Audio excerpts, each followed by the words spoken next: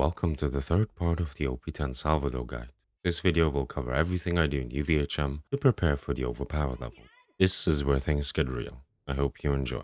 UVHM where things start to get a little spicier. Enemies have 4 times the health they had in normal mode, and most base enemies will get health regen. So we'll have to take things a bit more seriously now. I mean, who am I kidding? This is the Sal guide. Things will be just as easy as normal mode. When we left off, we finished off all the TVHM farming, but we're not quite done yet. Our Orphan Maker and Class Mod are a bit underleveled, so we need to get some upgrades for that. We make our way to Oasis, repair the boats, get the message in the bottle quest. This is all pretty standard so far.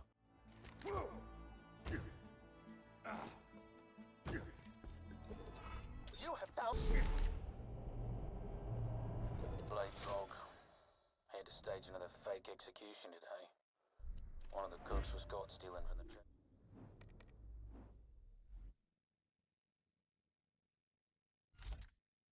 Once you have upgrade, we push the DLC a bit further to grab the Grendel quest. We're looking for an upgrade to our Unstoppable Berserker. This one has +6 in EPKA and +5 in Last Longer.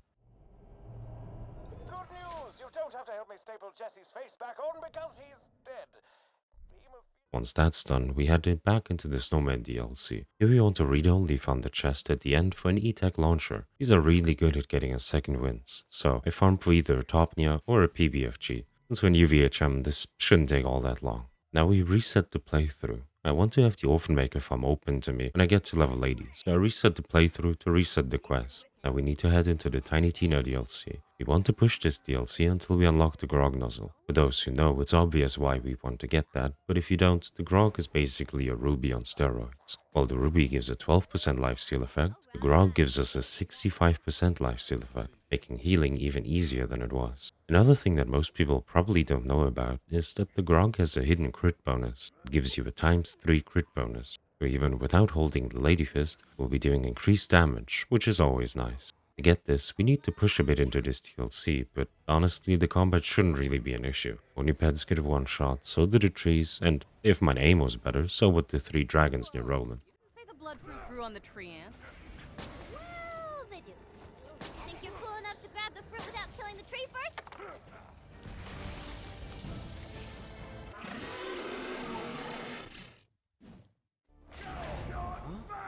What the hell? We'll talk later. Help me fight this thing.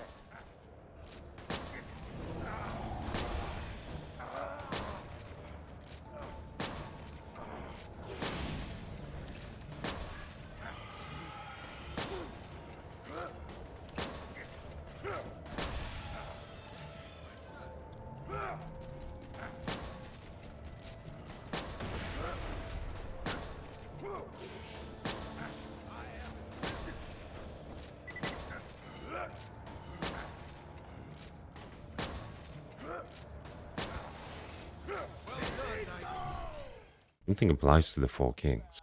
Their heads are a bit harder to hit, but if you do manage to land a shot, they die pretty easily. You actually have to be a bit careful. Don't kill them too early, since they can get stuck and bug out if you do. Truly only a problem Sal players can relate to. Have fun dying.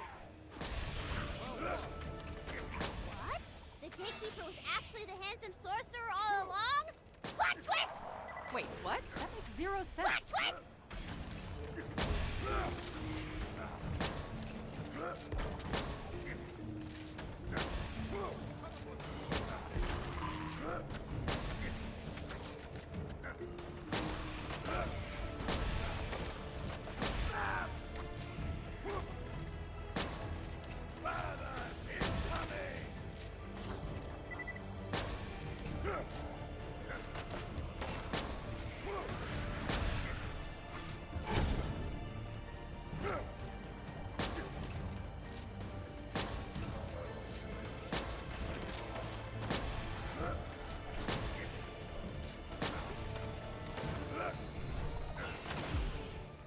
In any case, once we get to the mines, I reset until I find a late yellow orb here. This will give us movement speed, making it easier to get to Claptrap. Okay, so now I need you to bear with me. How you proceed depends on how you want to farm to level 80 later on. If you just want to do quests or whatever, then it doesn't matter, but there are really 2 main ways people farm to 80 on Salvador. One is the spicy, fun option, while the other is the more boring, safe one. I'll be showing off both here, starting with the spicy one. This method involves killing the raid boss of this DLC, the Ancient Dragons, for massive amounts of XP. Obviously, to unlock them, we need to beat this DLC. Generally speaking, this is one of the harder DLCs to beat, but with Salvador's might, it's all fairly easy. It all hinges on you being able to hit the crits.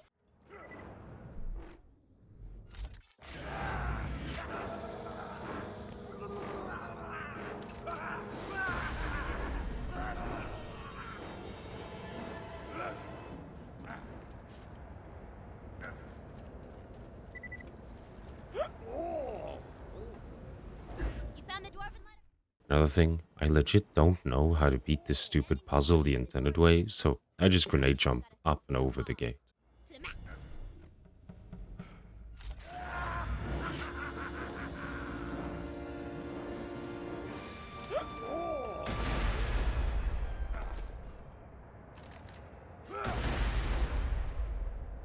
That's the letter F. Only one letter left. Killing the golden golem is quite easy, but one thing to note is that until you destroy that teapot, you won't be able to crit him, so make sure you do that.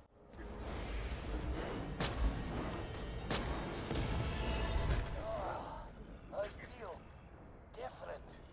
You broke the sorcerer's control over me. You must want to get out of this horrible place. Goldie, give our saviors the password rune. Thank you for... Whoa, wait a minute! You're the jackass who killed Ragnar the Emancipator! Die! Damn it, Brick! I said I was sorry.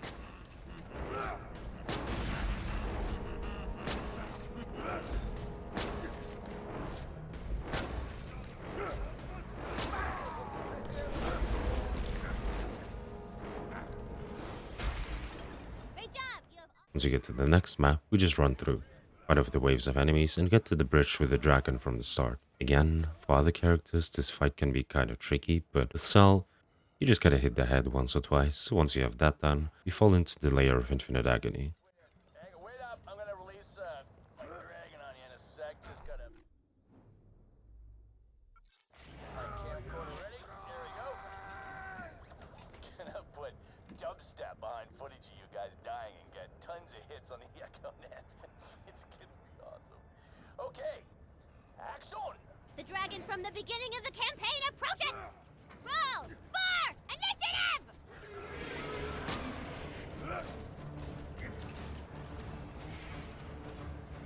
Come on, Smokey, don't let him hit you like that.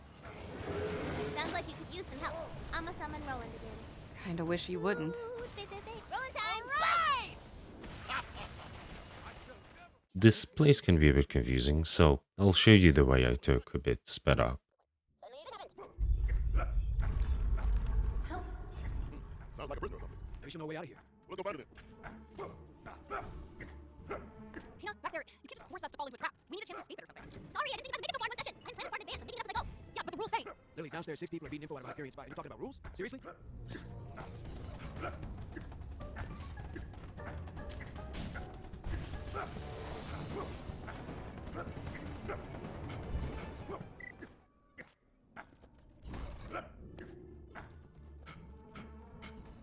Here's how you beat the floor puzzle, by the way. Help.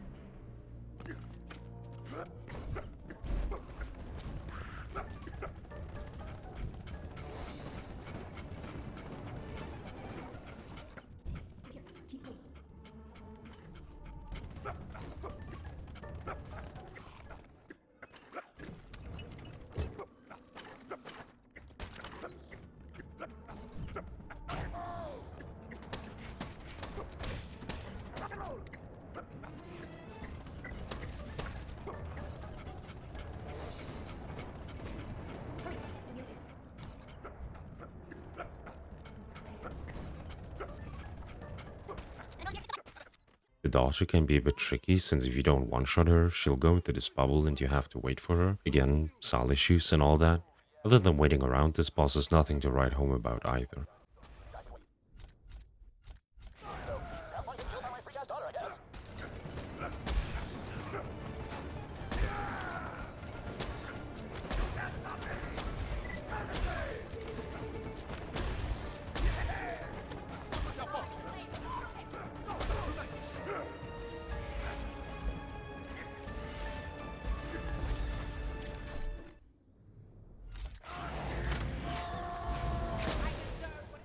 The handsome sorcerer himself is easy as well. A good rule of thumb for Sal is that if the enemy has a crit spot, you don't need to worry how you're gonna kill said enemy. Just point and click.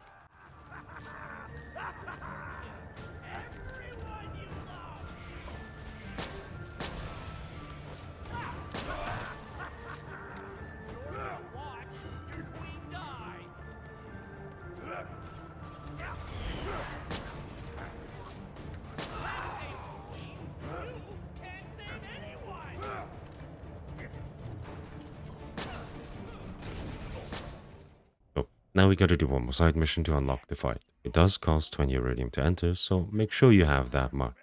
Where my mama? You gotta cough up some iridium to fight the raid boss. Before we get to fighting though, inevitably, our orphan maker will get underleveled, so we gotta find a replacement for it eventually. The best option is to get ourselves a Hydra. This we need to head into the Hammerlock DLC. Again, the fighting here is nothing noteworthy, so I'll just skip over most of it. You do have to watch out for the witch doctors, they can get quite annoying. Same with Thermodash, bullet reflection sucks as a mechanic. Sorry not sorry. Blow off the metal bits.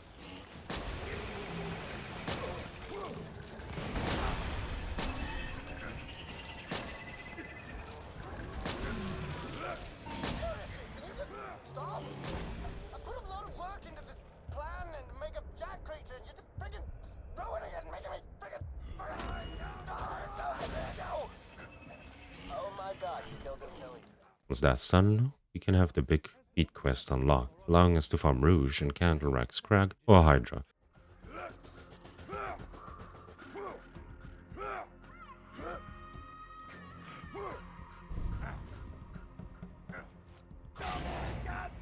Oh, he's lovely. Kill him. Well fought indeed.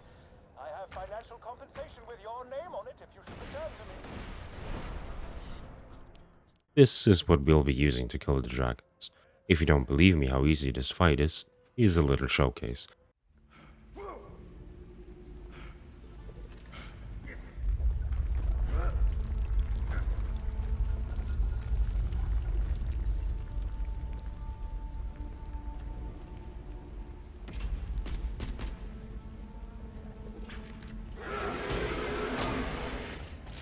Oh, snap!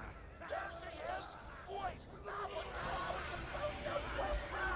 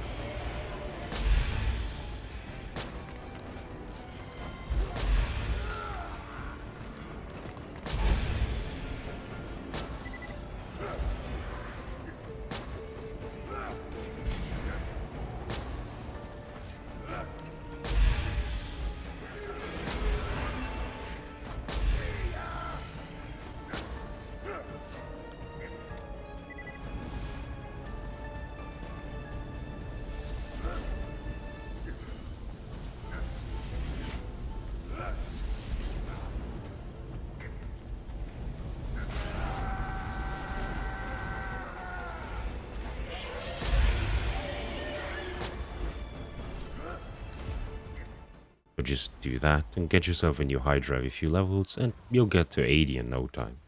So that was the fun way. Now onto the boring way. This requires you to kill Mick about 1,000 times.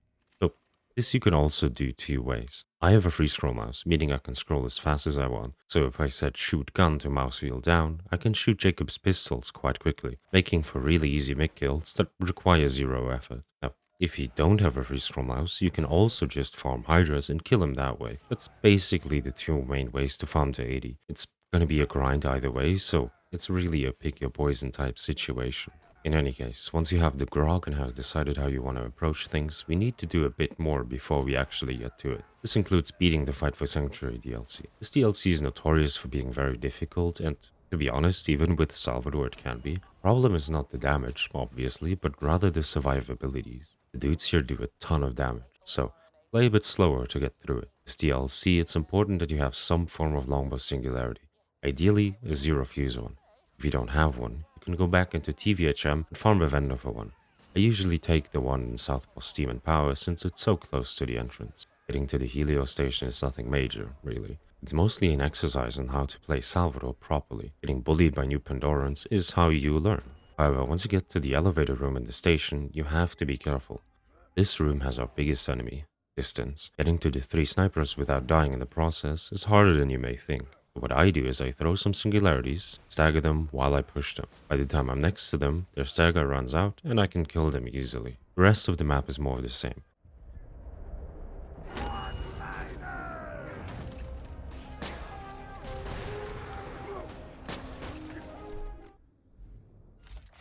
Killing Uranus is not too bad. Whatever, it's nothing. Sorry I'm bugging you for a sec. Its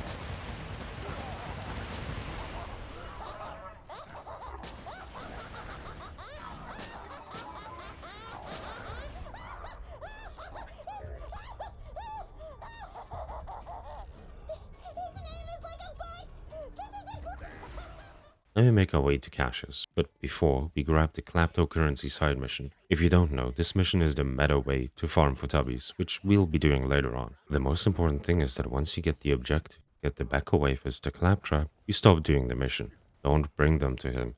If you leave the mission in this state, 3 elemental spider ants will spawn in this corridor, and if you didn't know, those have a really high chance to spawn as tubbies. So this is where we will be farming later on. But for now we gotta beat the DLC. Once you get into the research station, it's best to just run past these enemies in the first 2 areas. This will cause them to stay here and prevent other enemies from spawning in later areas, meaning we can just run through here. Ashes meets the business end of our shotgun, and it's time to face the big bad. Well, not before some more mobbing. Low Sanctuary is not too difficult, but up top is where things may get dicey. These 2 corridors are really tricky, so if you choose to kill the enemies here, you gotta be at the top of your game. The damage they do is nuts. Hector himself, though, well, just take a look.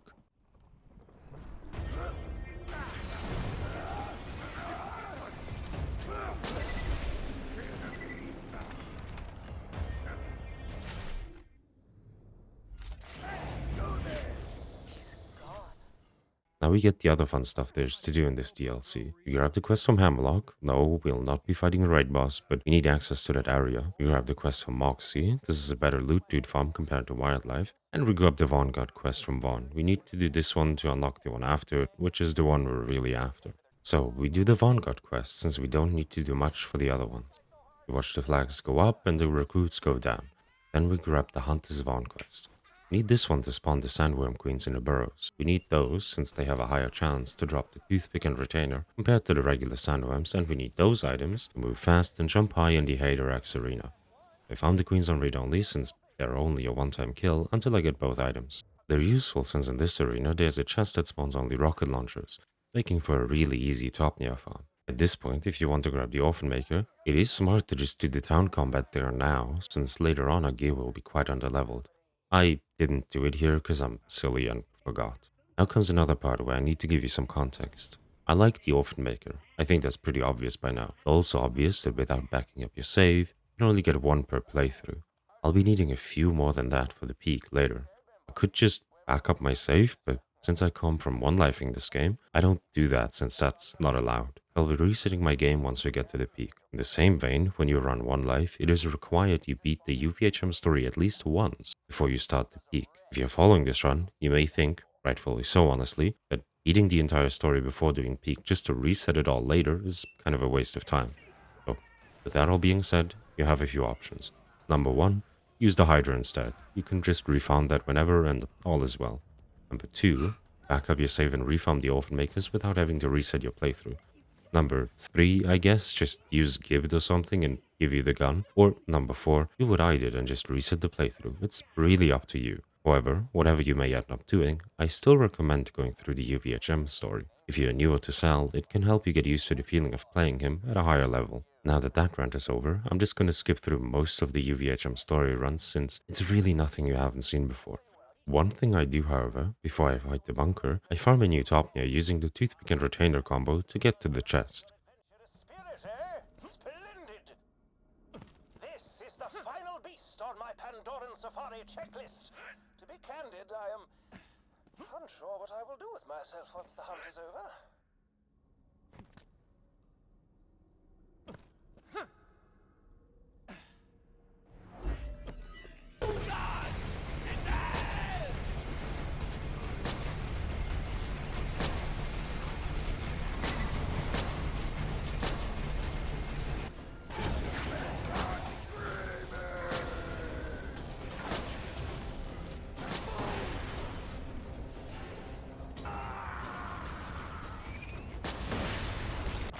Kill the freaking berserker already!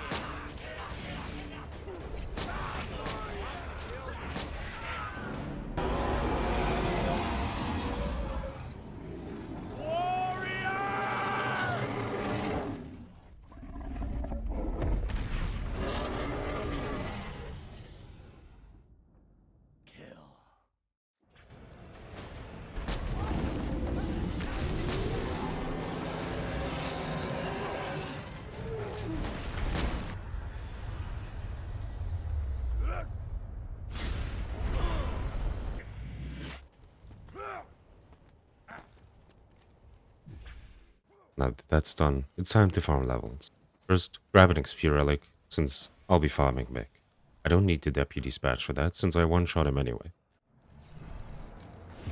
Congrats! Then we gotta unlock the farm, so I quickly run through the Clan Wars questline. Now it's time for the grind. No matter how you slice it, this will take a while. I'm lucky enough that I have a decent PC, so my load times are rather quick, but I really feel for all of you console gamers out there.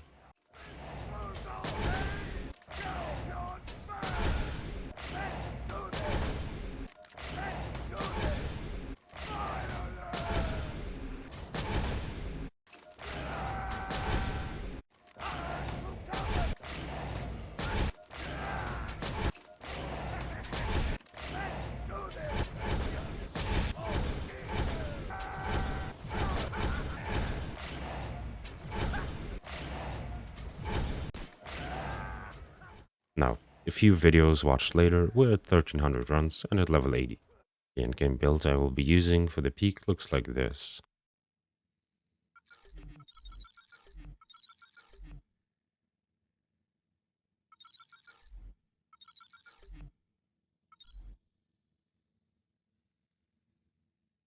Now it's time to farm for some upgrades. First things first, new Orphan Maker. As I said before, if you're smart, you have this unlocked already. Since I didn't do that, I gotta fight these guys first. At this point, with the peak ahead, I strongly recommend that if you farm for an Orphan Maker, you go for one with a matching grip, not a banded one.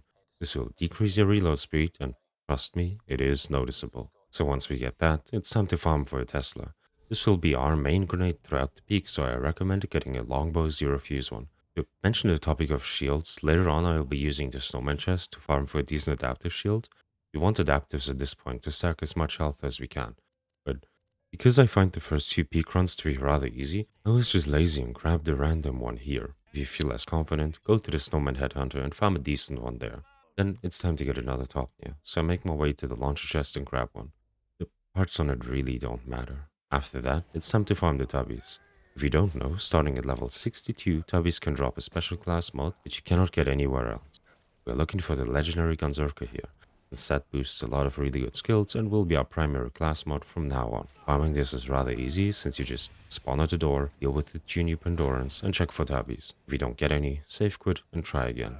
The next thing we need will become useful a bit later on, but it's worth getting now to have it out of the way. It's a corrosive bone of the ancients that we will use when fighting Saturn later. Just spawn at the Burrows door connecting with the Dahl Abandon and farm the loot dude from the toilet here. He spawns because of the Space Cowboy mission we picked up earlier. Make sure to not grab the note here though, cause he won't spawn again if you do. We'll need one more item to fight Saturn later on, so I pushed the Scarlet DLC all the way until I unlock the Pimpernel farm and get a match grip corrosive one. Now, we need a few SDUs. It really depends on how you feel. You can get all of them, but I suggest having at least shotgun, pistol, and sniper SDUs, mostly maxed out. To get the Iridium, we can go to normal mode and farm the warrior. I need to get around 200 to get all the upgrades I wanted.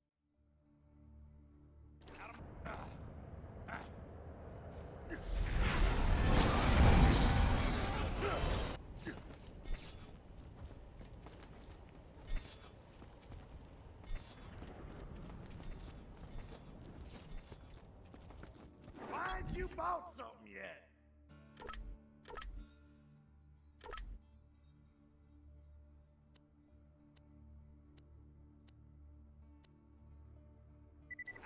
And this about wraps it up. Now we're ready for the peak.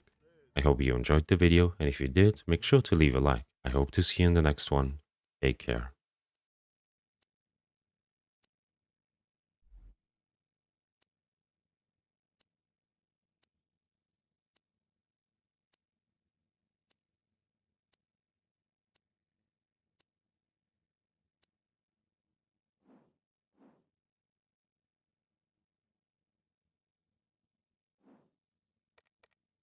What you thinking, Lil?